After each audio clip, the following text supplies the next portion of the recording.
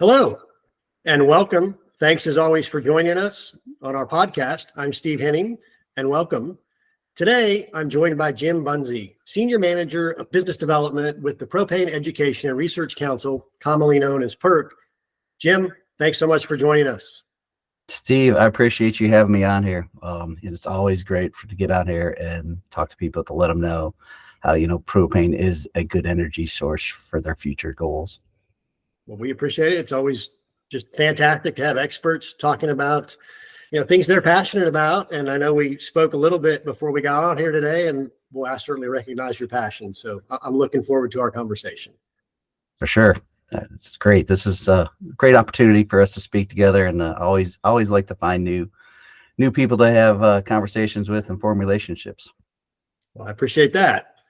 Well, let's go ahead and dive in a little bit. So, in the world of fleets, and I think, there's many different definitions, right? Fleets can be small, they can be large, it can be a two-vehicle fleet, up to 2,000 or more vehicles. Really just depends on the business and the needs and so forth. So really, not a one-size-fits-all, if you will. And I think that's pretty appropriate to our conversation today also. So I was reading an article very recently that will probably accompany this podcast. I know it's something that you authored, and really it struck me as interesting. I live down in Texas, and we've had a couple of storms come through, several people without power for days upon days.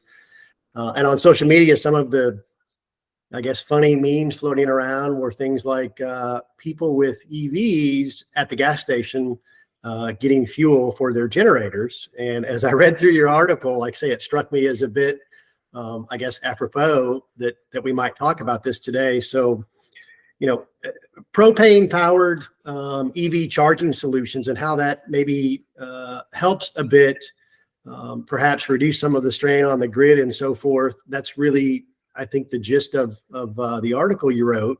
But talk to us a little bit about that and what you see as, I guess, a solution to help with some of the strains on the grid, particularly as it relates to EV vehicles and where propane can come in and help. So, exactly, Steve, how you talked about, every fleet's a little bit different. It's fleets of, one vehicle or fleets of 2,000 vehicles. And that's where propane kind of plays really into it, because propane can grow and expand as fleets go. So you start out and you have 5 vehicles. And whether we're going to charge the EVs or whether we're going to run them on propane, we can put enough energy storage on site. So that's the resilience that's there. So you can see what your needs are and have on-site storage. I sometimes even talk about our tanks as being true fuel cells because it's energy stored on site that's able to be used. So as fleets go to electrify, they need to charge. Do we have enough electrical infrastructure there? Do they have to set new transformers? Do they have to pull permits?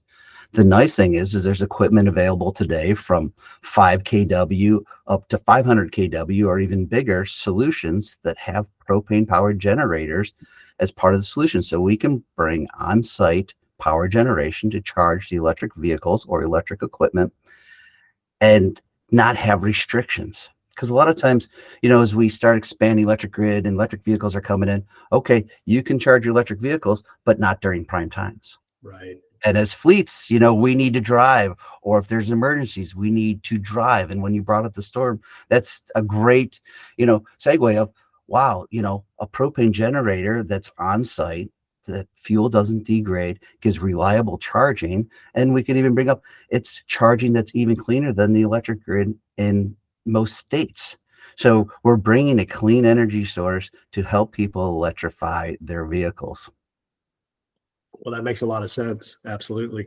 So in reading the article, I think there was, if I remember correctly, reference to the nanogrid or a nanogrid and that type of system. Can you explain a little bit what that means for those of us? And I didn't know until I read it what exactly that was, but can you explain what a nanogrid is and maybe a little bit of the benefit there? And I think that's part of a marketing thing that we've looked at. So, we hear about microgrids. And microgrids usually are, large facilities or neighborhoods or even cities that would have their own microgrid because they're not as big as these, huge power generations that, do half of a state.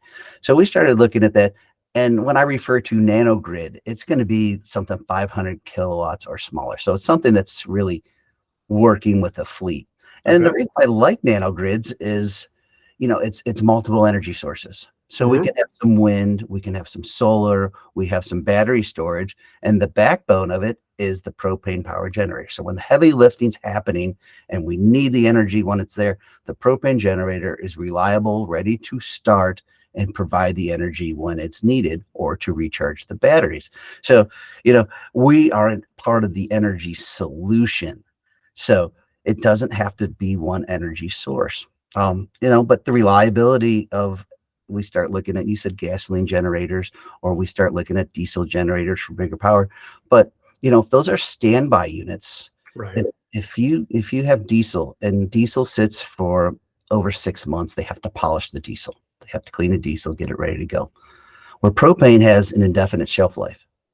So Hmm. it can sit in its container. There's no oxygen inside of it. It doesn't break down. It doesn't separate. Ethanol isn't a problem. So we have a clean fuel source. So for the resilience and the reliability standpoint, propane's there and it's ready to start and be ready to charge those electric vehicles. So we are the heartbeat of the nanogrid and even the microgrid when we go to larger installations.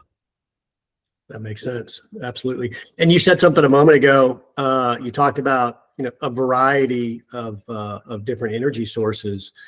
Clearly, propane sounds like a really good option. But how does that fit into the mix, if you will, of some of the other options? Solar, as an example, or wind power. I think both of those were ones that were mentioned in the article. How does that all play together? What do you have a specific way you go about looking at it and making a recommendation, perhaps? So when you really look at wind and solar, okay, so we don't always have windy days and we Sure. don't always need the energy when the sun's out, you Hmm. know, or if we need the energy when the sun isn't out. So, there's some play in there, and that's where the kind of the microgrid comes into play. But when you look at really propane storage, we can have a 500-gallon tank. We can have a 1,000-gallon tank. There's a data center that's out in New Mexico that has 690,000-gallon tanks. Oh, So it's all geez. scalable to your fleet size where you need to be. Hmm. And that's where propane really plays the role. But then we start looking at other energy sources like compressed natural gas, or we start looking at hydrogen, where you compare those infrastructure costs to install are quite higher than propane. And why Hmm. is that? So propane has a working pressure. If it's 100 degrees outside, we have 208 psi. You start looking at compressed natural gas, we're about 3,500 psi, and hydrogen is anywhere between 5,000 and 10,000 psi. So that takes a lot of energy to compress those gases. And so costly equipment, you use more electricity to actually move that product. And that's where, propane really plays part. And then we also have infrastructure. There isn't a major city in the United States that doesn't have access to propane. We were at a ride and drive event out in for the ACT Expo, and they were trying to figure out, how are we going to charge these vehicles? I said, hey, we have a solution for you. We can bring you propane power generation, and we'll charge your EVs for the ride and drive. Hmm. And so they came back to me, and we talked back and forth. I'm like, all right, will you give me a spot in the ride and drive? How much it's going to cost? They came back, and they're like, hey, are you going to charge us to charge the vehicles? And I'm like, absolutely not. And they're like, okay, you have a free space because we can't do the ride and drive event with these class 6, 7, and 8 vehicles Yeah. because we don't have enough energy available to us. Now, the fun part about that is we were in Anaheim, California, where people are like, oh, we don't use propane out there. Well, 2 streets away, there was a large propane marketer that even had renewable propane available to us. Hmm. So we were charging electric vehicles with a carbon intensity of right around 40. So half of what the electric grid is out there. So we were cleaner than the electric grid, making this event happen. And it's really showing where propane is part of this energy solution of the future. On-site, reliable power generation that's affordable. That's a good story, and I think that really drives home the point of no one size fits all solution, and maybe there's multiple solutions that can ultimately come up with how we solve this challenge. Great story, love it. So let's say I'm a fleet owner, and I've got multiple vehicle types, and I think that's likely pretty common. It's not unusual that maybe a fleet owner says, okay, traditionally I've had ICE vehicles, I'm going to dip my toe in a little bit, and maybe I've got a couple of EVs, perhaps a couple of propane auto gas vehicles as well. What does that setup look like, or maybe where do they start? So, as they look at, you look at the number of vehicles you have. We're looking if we're going, and we're just going to use, let's just talk about electric and propane right now, because that's the easiest way to go. Yep. And you look at propane infrastructure is affordable to put in to drive the vehicles on propane. But also we need electricity to run those pumps. So part of our partners, they're actually building hybrid solutions where they have a propane power generator with, we'll say, small fleet, 10, 20 vehicles. They have 1,000-gallon tank. So that 1,000-gallon tank runs the generator. So we are actually running the propane power generator, creating that electricity. That electricity then is used to run the pumps to fill the vehicles, or in turn also runs the chargers to charge the electric vehicles. So now you have an asset that is helping them meet all of their energy goals, whether they're going pure electrification or if they're driving cleaner with propane. But same piece of equipment doing multiple uses, that's where the ROI really starts to come in. Yeah, absolutely. And I would expect probably most people, considering things, you would have to look at the ROI, especially if you're a business owner or trying to manage the business. It's okay. I understand there's a cost associated, but the real kicker is what's the return on that investment. And it sounds like you really touched on that and said, here's a good way to explain it and to look into it. So you look at a lot of these energy sources, that people are trying, because we're decarbonizing. And there's a lot of government grants available to be used to do this. And there's grants that propane's part of, and there's grants that propane's not part of. Sure. But you really look at the propane fleet, and you look at the fuel savings and the maintenance savings by switching to propane-powered equipment or vehicles, that, there's an ROI. It makes sense. There's 25% savings on fueling costs. That's real numbers. And that's before we start using government grants. So that's where you look at the fleets of school buses and medium duty vehicles. And, we're working with the Postal Service, and it's amazing all of these avenues that we're touching.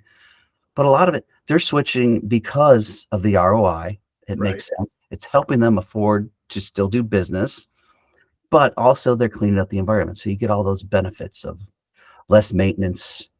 So, and the same thing is even with the electrification. Electric vehicles are great for the range and where they're going, but we can help them be successful because we can charge them at any time. Some of the states where the kilowatts getting pretty expensive, on-site power generation is going to become more affordable. Or if they have to charge during peak times, they can still meet those needs and, curtail themselves so they don't overtax the electric grid while charging their vehicles. Well, it's funny. As I was listening to you there, it's like you almost answered my next question that I had in my head already, which was, okay, fleet managers, business owners, let's talk maybe slightly bigger picture and just say, here's the list of benefits you might see. Well, let's see, we covered ROI, right? We talked about decarbonization and the goals that many businesses have to get to net zero or some version thereof, sustainability, etc. What have we missed? Are there other benefits that we haven't talked about yet? So, it's the environmental impact, also it's the storage of fuels. If there's propane, and heaven forbid there's a release of propane to the atmosphere, we don't pollute groundwater.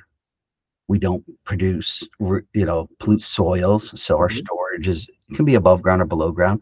We don't pollute that. We're not a greenhouse gas. So if it actually goes back and is released to the atmosphere, C3H8, very simple chemical formula. So it's the environment benefits of just even storing our fuel. And then, we look at tailpipe emissions and getting rid of SOx and NOx. And, I talk about this for the on-road vehicles, but I also talk about it. It's the same thing goes for the power generation, because really a generator has basically that same engine. It's an off-road use, but same engine. So we have all those emissions, and tailpipe emissions go away while producing the electricity to charge your electric vehicle. Hadn't thought about it that way. I like that. I like that a lot. Okay. How about industries and so forth? Are there any front-running industries that are, far and away the leaders in propane auto gas adoption, or are you seeing it across the board at this point? So we really see it across the board, and medium duty is really where we're at. Some of the larger vehicles, school buses. We have school bus fleets in almost every state. Diesel displacement, fuel savings alone, it's helping operating costs for schools because, of course, costs are going up, and it helps them. There's an ROI. It's helping these fleets. It's lowering their maintenance costs. But also, we have fleets that are getting the school buses. There's grants out there that are bringing these electric school buses in. And they're like, wow, we have this, but we don't have the 480 volts here to charge these buses in a timely fashion. And they're reaching out, and they're like, hey, wow, we can use propane to do this. And a lot of these are fleets that are running propane buses.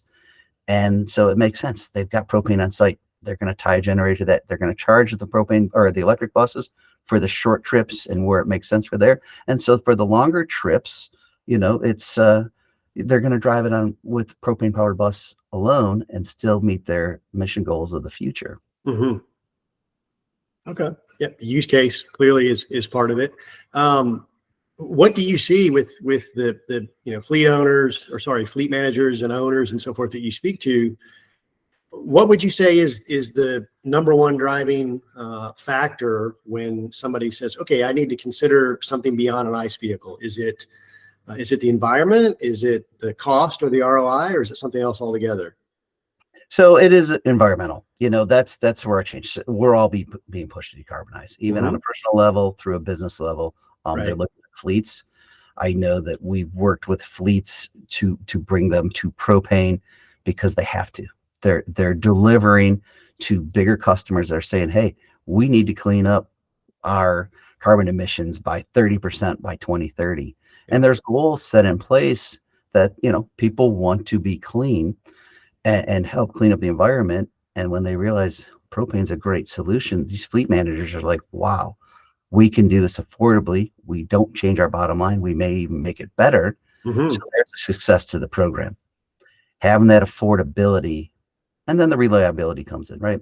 If we have, we can't have school buses not being able to bring children home. Of course not. If we're out of power and we can't charge the vehicles, at least our propane power generator will help charge those vehicles, or our propane power generator will run that pump so we can refill that vehicle, and we can keep, making sure we can deliver people safely and affordably. Yeah. Being married to someone who's part of the school district, I certainly understand the comment about, gosh, we're out of power today. Sorry, we can't get kids home. That's going to be a big problem for sure. For sure. Well, Jim, I really enjoyed our conversation. Anything you'd like to wrap up with? Something we've missed that you really wanted to talk about today? I just really want to, encourage fleet owners to reach out to the Propane Education Research Council, or PERC, as you call us. We can help you find the right solution, whether it's helping, electrify the future, whether it's having equipment or vehicles that run on propane. You go to propane.com. There's so much information there. So as long as the fleets know what to look for, we can go for fleets. There's case studies, there's calculators, and then you can even, on propane.com, there's safety and training, because that's always a concern, because people are like, oh, it's propane, is it dangerous? Well, it's an energy source, right? As long as it's handled properly, used properly for its intended use, it's repeatable and safe. So just, reach out to propane.com. You can reach out to me or any of my other partners at Propane Education Research Council, and we're here to help your fleets grow and be successful. Well, Jim, that sounds great. I appreciate it. And as he said, be sure to go check it out. Again, it's Jim with the Propane Education Research Council, and very enlightening for me. Thanks for opening my eyes to some things that I just flat out didn't know today. I sure appreciate your time. I appreciate you having me, Steve. And anytime I can talk about propane, I'm here to talk. Very good, Jim. Thanks so much. Thanks.